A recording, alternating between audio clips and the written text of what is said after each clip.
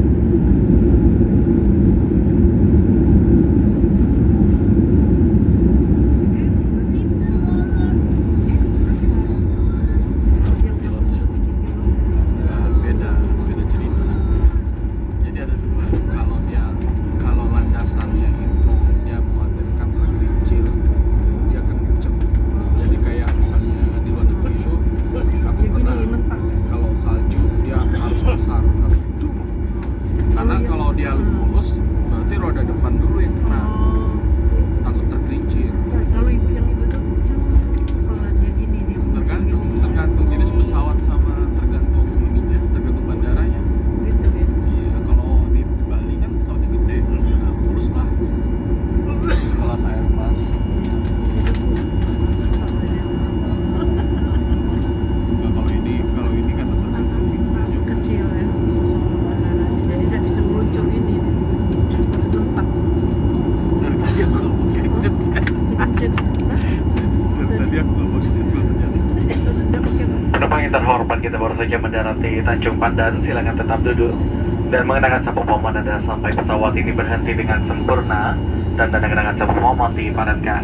Apabila membuka tempat bagasi kabin untuk berhati-hati agar tidak ada barang yang terjatuh, dan sebelum meninggalkan pesawat pastikan kembali seluruh barang-barang bawaan Anda di kursi dan di kantong